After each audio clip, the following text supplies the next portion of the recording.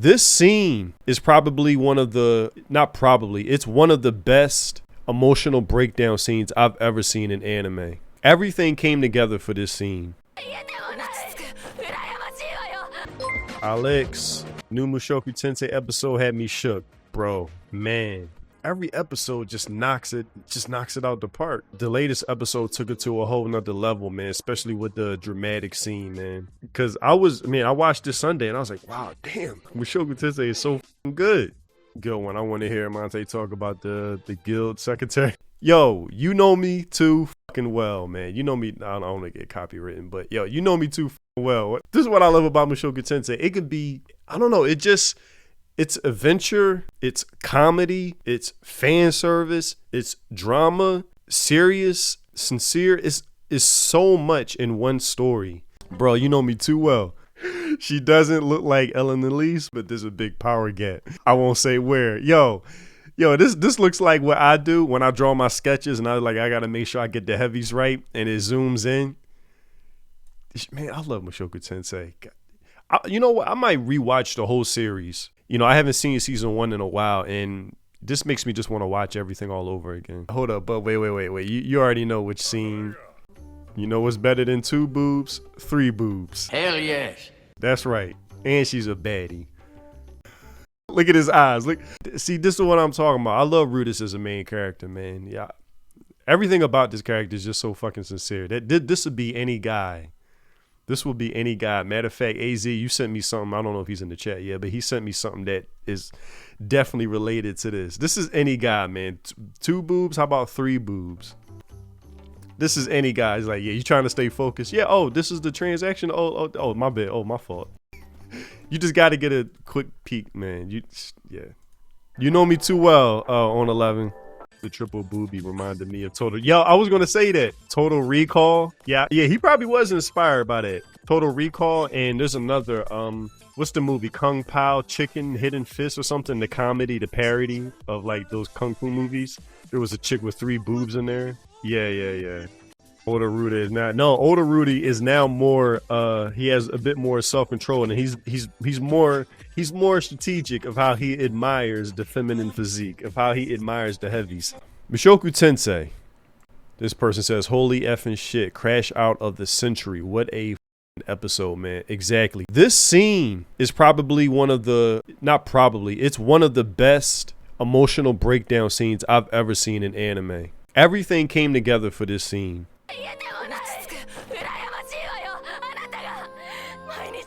You almost feel like you're in the room. That's how compelling this scene was. And the animation, the music, and the voice acting. The voice acting, man. They say when you act near a scene, you're doing a scene where you're supposed to cry, shed tears. Like you gotta, dig deep to draw some type of emotion out of you. Dig deep in your past or something of an experience you had. I can only imagine this voice actor. What the hell? How did she deliver this? How did she deliver this shit?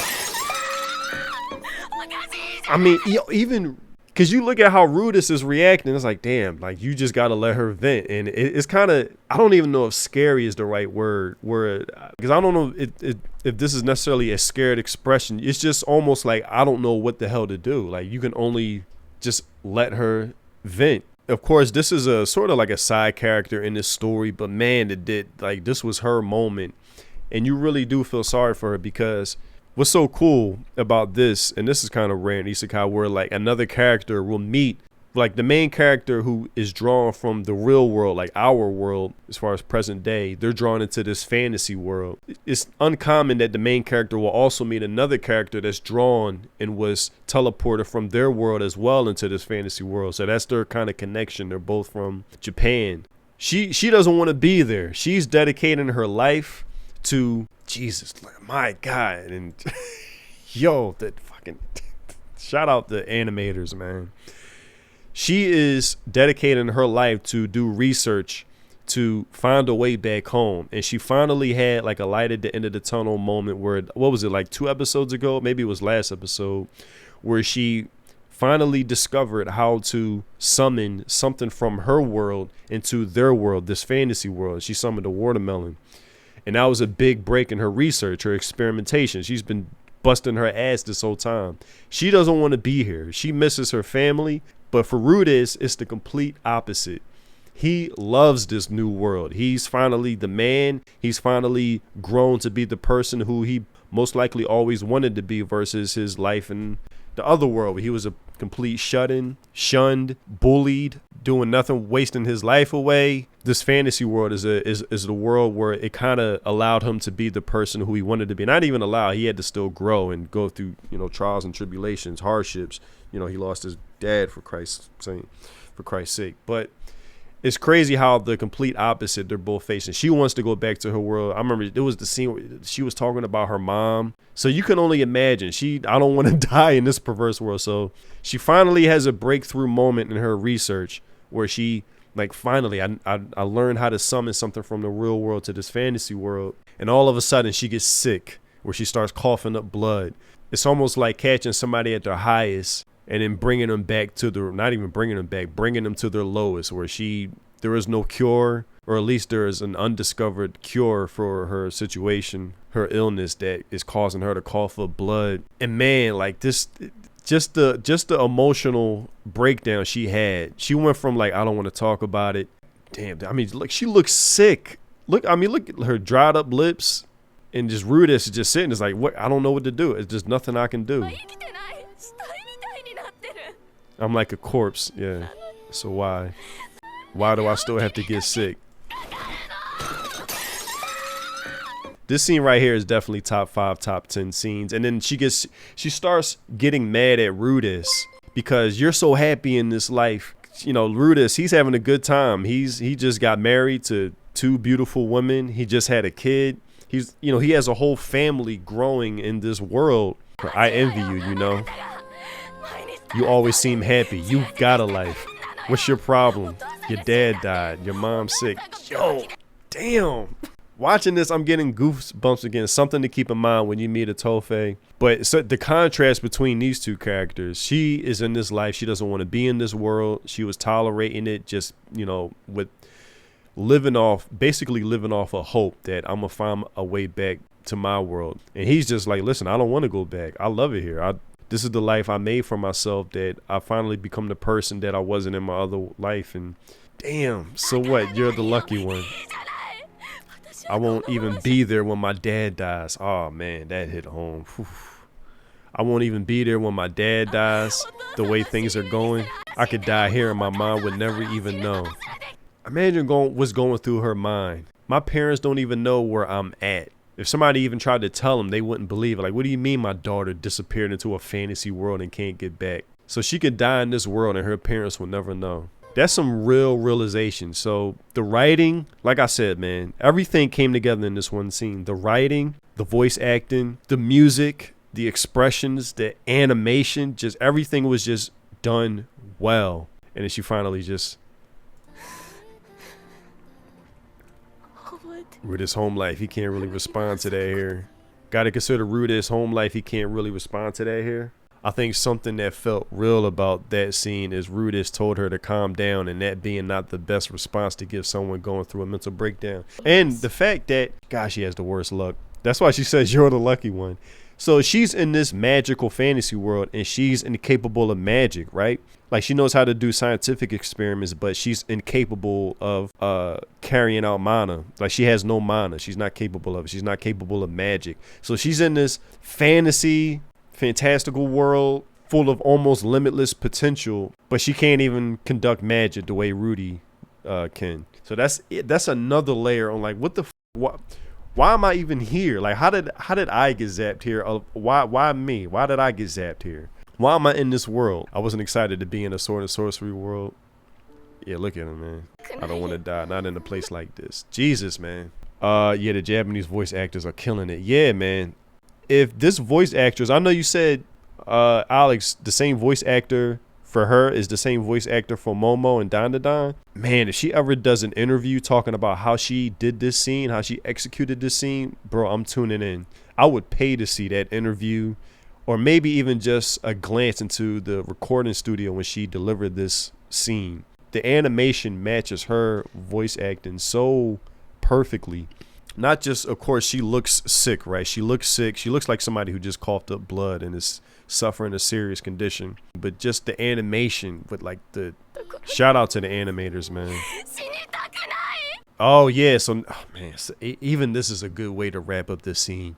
He can't empathize with her as far as the real world, as far as their previous world, where it's like he's in no rush to get to his anybody he knows in this previous world, because you know he just didn't care for them. He felt done wrong by everyone, but she does. But in this new world where he now has a family, he can empathize with her. Like, okay, I finally know what she means about wanting to get back to your family, because during this mission that they're currently on, he just wants to get back to his family eventually, right? But he has to execute this new mission that he finds himself in, or that he volunteers himself for.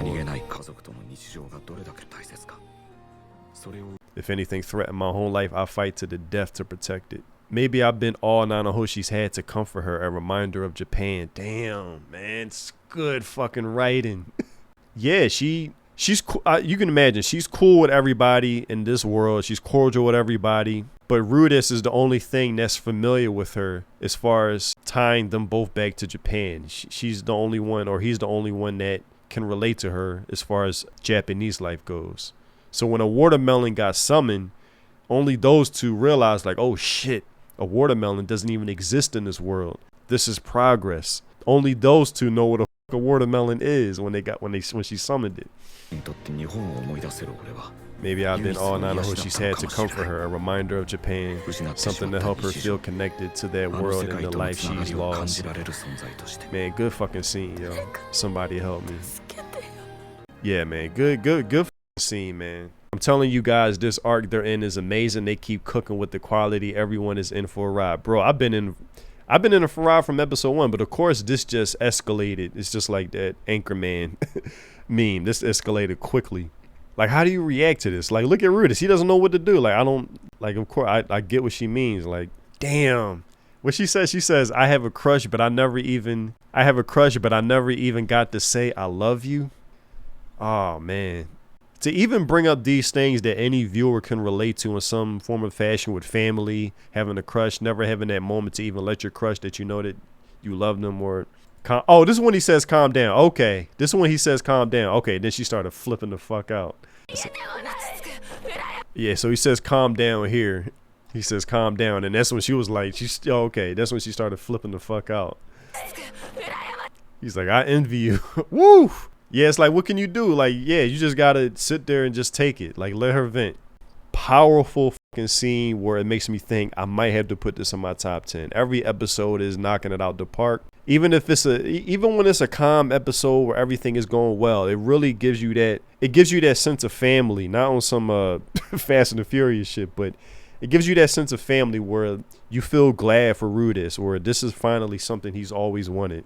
Connection, companionship, love, giving and receiving at the same time. So I had to do something. Yeah, but great acting reminds me of Battle Royale. Oh yeah, we still need to watch that too. For a watch party. Battle Royale. Nanahoshi equals best voice actor this week. Yo, she killed it, man.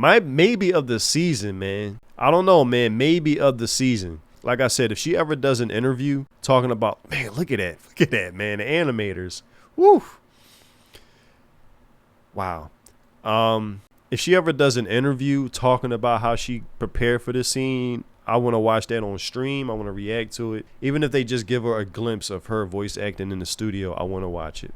Probably scene of the season. All right, man. What else we got on the golly?